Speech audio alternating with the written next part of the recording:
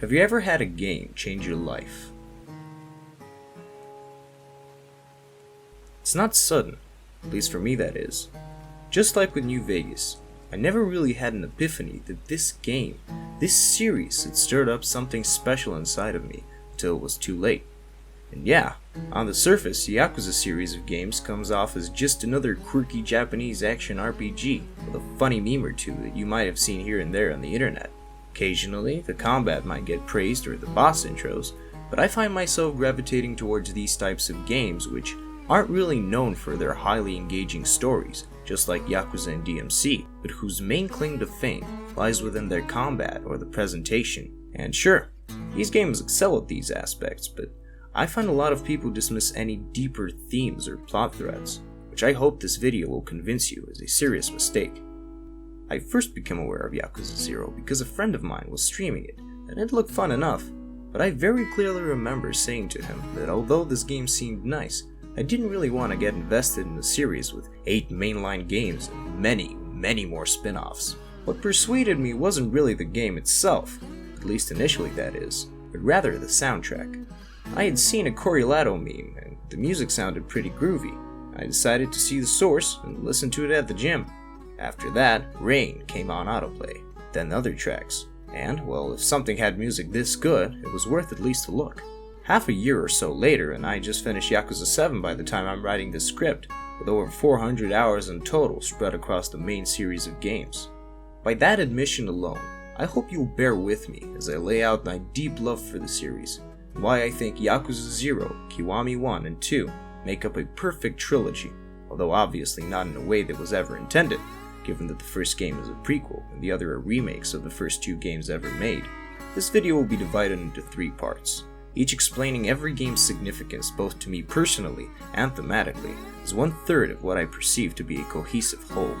I'll make an effort not to mention stuff that happens in the later games than the one I'm talking about, so if you've, for example, only beaten Yakuza 0, you can fully watch that part without getting spoiled on the other games and so on. With that out of the way, let's start at the beginning, the origins of our characters, and the unintended starting point of this long journey.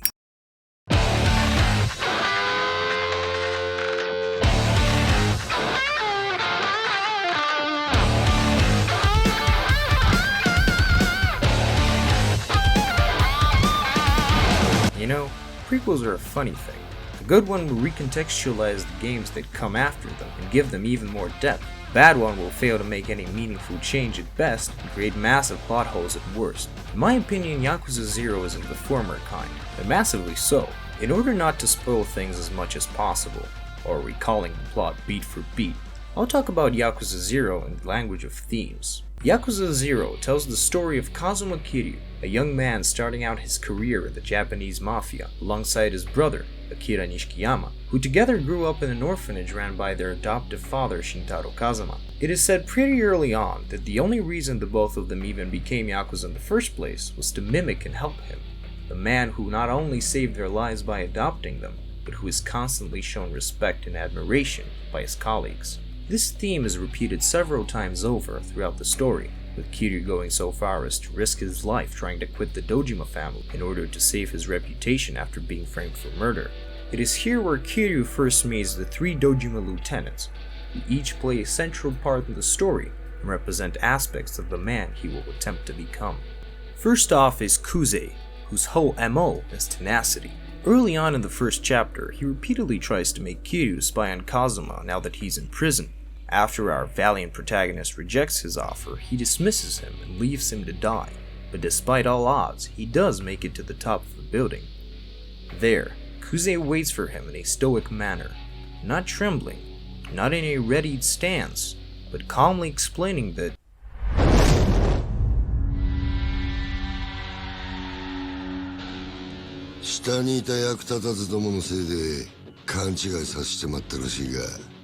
and they truly did.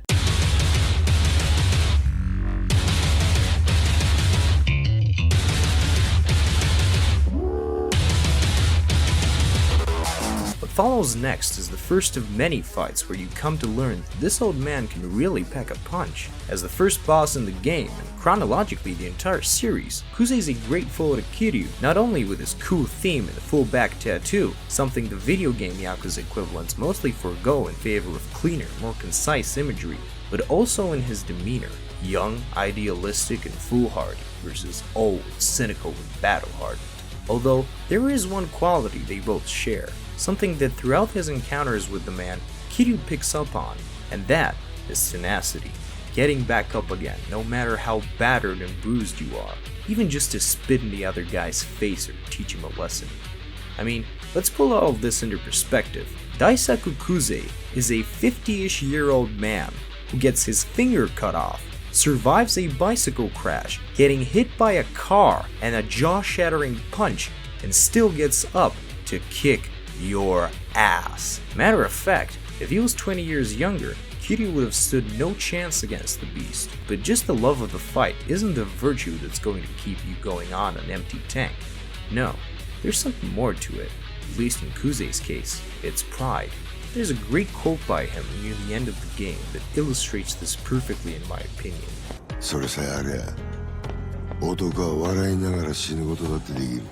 This, I think, is the final piece of the puzzle as to what drives Kuze as a person, the source of his tenacity.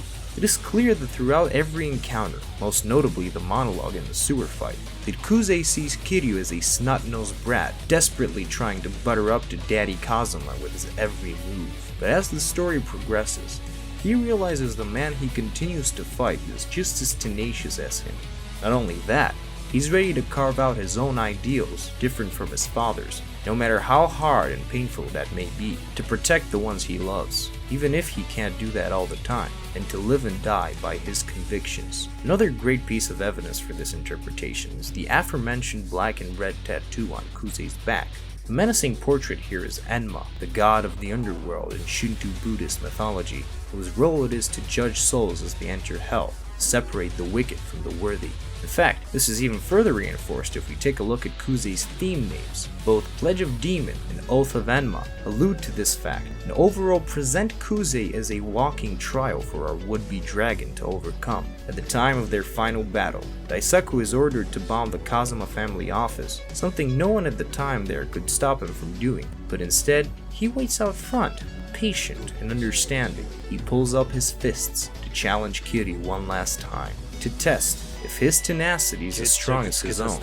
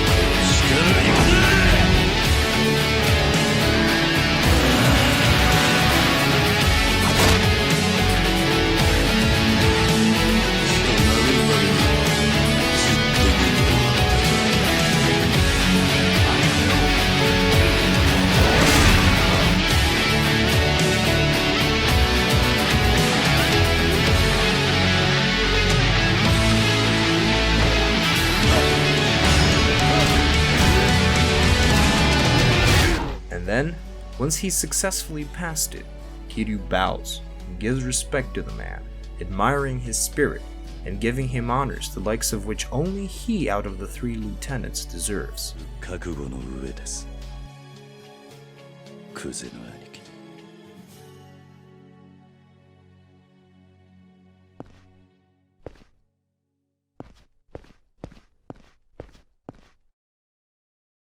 Next, we have to talk about Decadence, another central theme of the game, and who better to embody it than our next Dojima lieutenant, Hiroki Awano.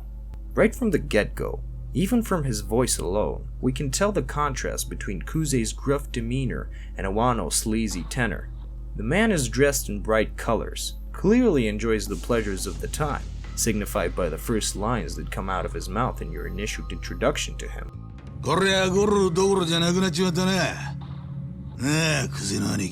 And would rather solve his problems by sweetening the deal rather than crushing them like his brother. But let's backtrack a little bit. To fully explore the theme of decadence, we must first talk about the setting of Yakuza 0 as a whole. As you can probably tell from the clips shown so far, or if you've played the game yourself, Kamurocho in the 80s is a much more different place to that of the later games. Sure, it's obviously lacking in technology, with even mobile phones being a stunning luxury, but it's brighter, more opulent, and sleazier than ever. The streets shine with blinding neon, cash flows out of your opponents with every blow they take, and hell, you literally upgrade your abilities with money. At the same time, the Yakuza are at their height, and nothing is as sacred as a million-yen bill. Murder, torture, mutilation, everything's acceptable as long as you know your place. Which brings us to the story of Goro Majima, our secondary protagonist. On the surface, Majima's got it all. A respectable job at Sotenbori's biggest cabaret, adoration from both the townsfolk as well as the ladies, and the mettle to kick any punk's ass should they be stupid enough to pick a fight with him. But as you start to peer behind the curtain, you'll notice it couldn't be any further from the truth. In reality, he has no one's respect. He's a slave to the Omi, forced to work a joke of a post to pay back ever-increasing fees with no end in sight. He might be strong enough to run circles around random thugs, but couldn't do anything to escape the cage he's in, or his glorified babysitter. He may be sought after, but his love is forever lost. A brother that, as far as he knows, will die in prison, believing he was betrayed by the man willing to die for him. Majima's story revolves around saving a blind girl from an assassin, and all that this betrayal of the Omi entails. In its simplest form, this is an overcoming of the easy way out, a rejection of the decadence around him, regardless of how profitable it may seem or what it may cost him. In fact, in his story, Majima does this time and time again, from refusing to kill a body double of Makoto's, even though that would allow her and Lee an easy escape, all the way to risking his life by storming Dojima HQ, which is what makes him the perfect foil to Awano, the man he has to face at the end of his journey.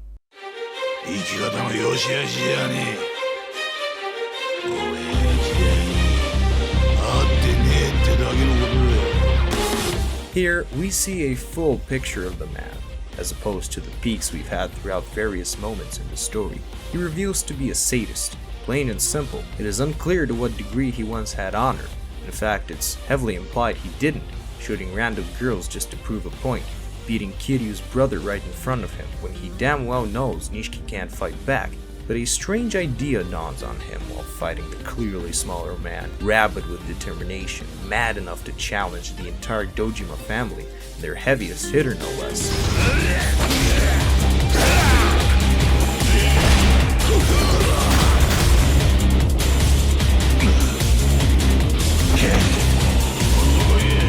Some people may feel disappointed Kiryu isn't the one who gets to fight Awano, seeing as Majima had no prior interactions with him aside from seeing him at the rooftop where Makoto got shot.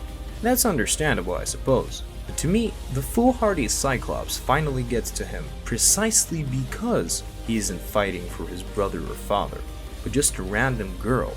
A lonely, hurt girl, forgotten, neglected, and abused by the world. It's in this rejection of decadence that Awano recognizes his own laziness, the ease with which he accepted the cushy life, and the reason why he couldn't beat Majima. After all of that, he acknowledges the dedication of the committed, and chooses to try and live that way, even in his last few moments.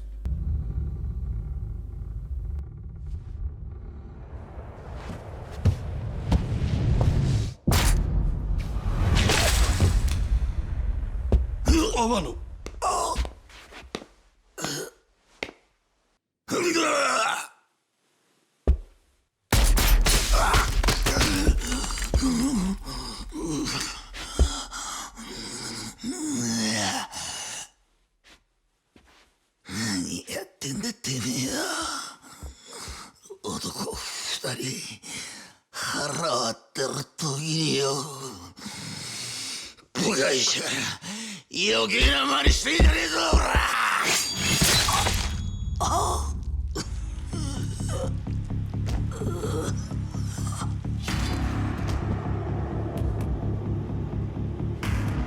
そこにいる男は体力で一番金がかかる殺し屋だ。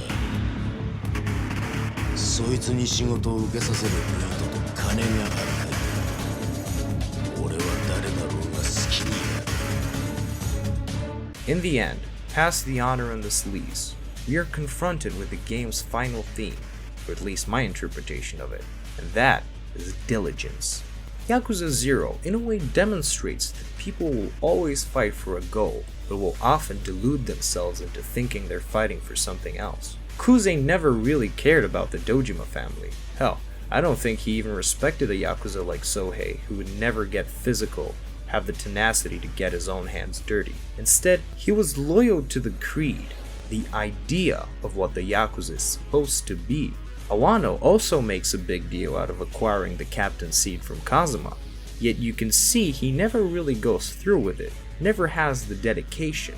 Shibusawa, however, ever the pragmatist, doesn't concern himself with sounding threatening or making sure a code of conduct is being followed.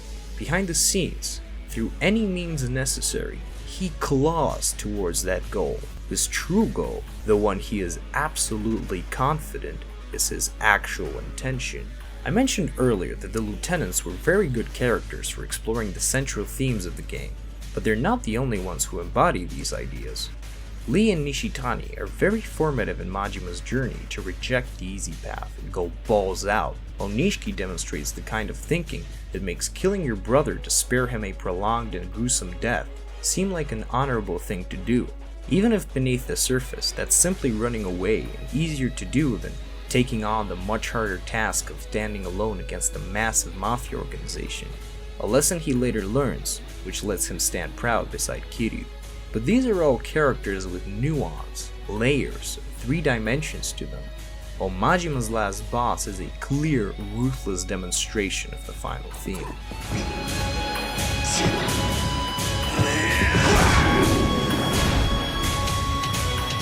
Lao Gui, meaning old ghost in his native Chinese, is, as Dojima himself puts it, そこにいる男は体力で一番金がかかる殺し屋だ。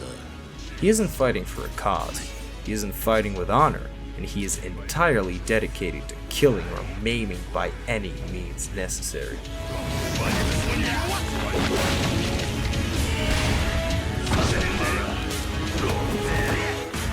Despite having to fight the closest thing to a literal monster, Majima makes it out victorious, and we cut back to our confrontation with Keiji. On the rooftop of the Shibusawa wharf stands the seemingly victorious Shibusawa. He's captured Makoto, thinned the Nikkyo Consortium, and lured in Kiryu to a one-on-one fight, because as the man explains, making captain was never his goal, surpassing Kazuma was. A Yakuza is nothing if he doesn't command respect, but fear is no substitute for admiration. Throughout this game, and even the series as a whole, we've seen hulking brutes and powerful fighters, but that isn't enough for you to cement yourself as a legend. We learn that Shibusawa's father, much like him, helped from the shadows and didn't stand out, but this very timidness allowed his boss to take credit for his work and then blame him for the failures that weren't his. It may seem like Keiji is retreading the same exact path, but it mustn't be confused. Where his father helped sheepishly from behind the curtain, Shibusawa plotted with patience and diligence. He knew just being captain to the patriarch wasn't going to be enough.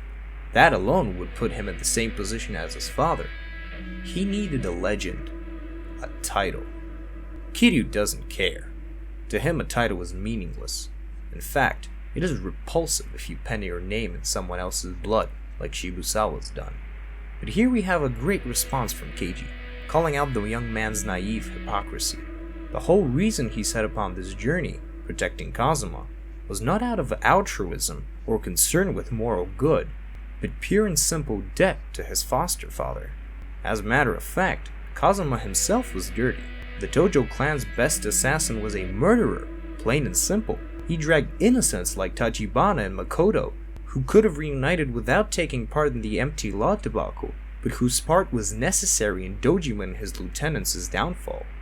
In many ways, most of which we'll get to in the later games, Shintaro Kazuma was a failure of a man, who, although admirably embraced honor by trying to help his children and others outside of the Yakuza, was forever stained by the black deeds he had carried out. But this isn't the time for talking. Even if he has a point, Shibusawa must pay. And as the music swells up, we finally discover what is that title that he's diligently killed for.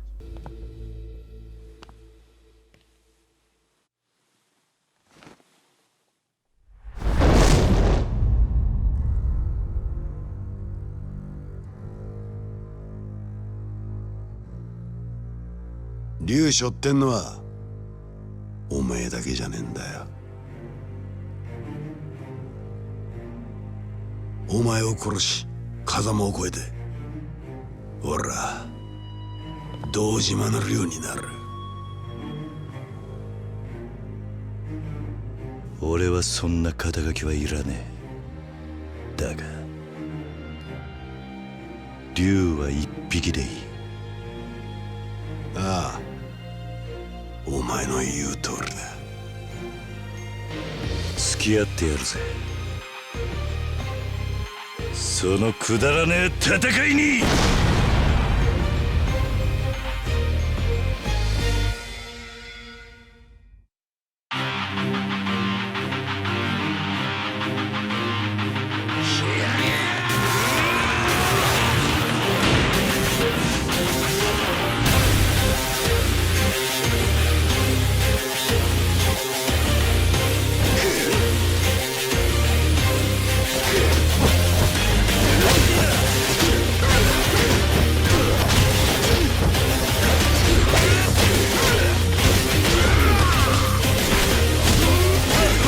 The dragons clash. Shibusawa swings his fists in a deadly storm, just like Kiryu's rush style.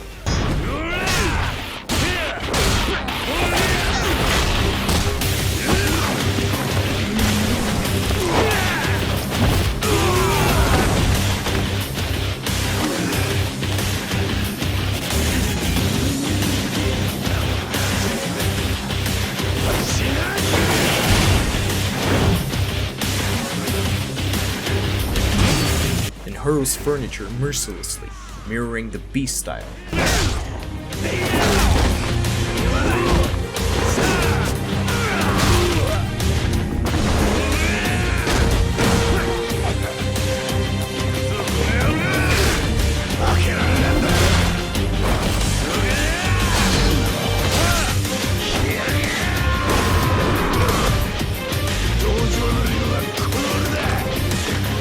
Finally switches to an infernal red heat, symbolizing a ruthless, determined manner of combat, fit for a legend.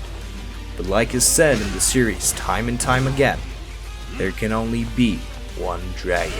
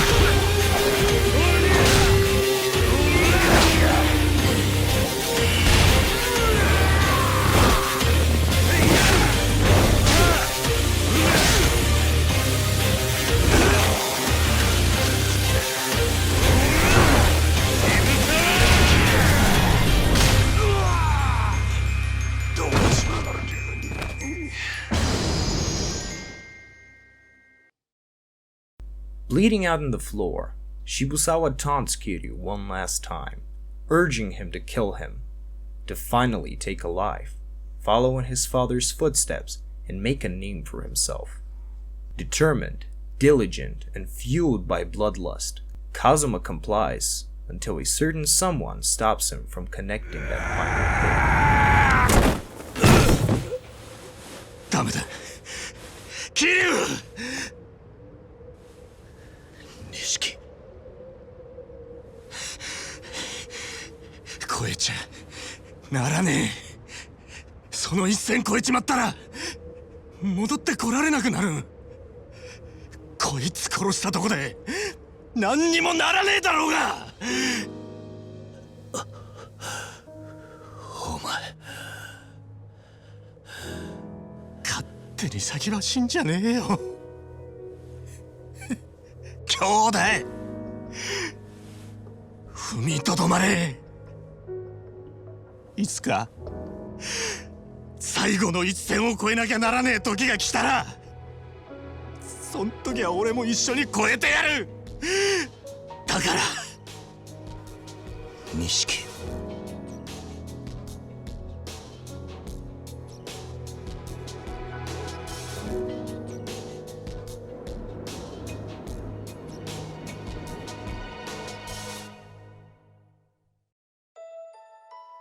This is the turning point for Kiryu, and to an extent Majima as well. The two protagonists stop just shy of committing murder, and for what I think almost everyone would agree is a just cause. However, we are reminded that you can never repay someone for killing on your behalf, a lesson taught to us even more painfully later on in the series. You can't just make it on Diligence alone either. That's why Shibusawa failed and Kiryu was going to follow suit, until Nishiki stopped him.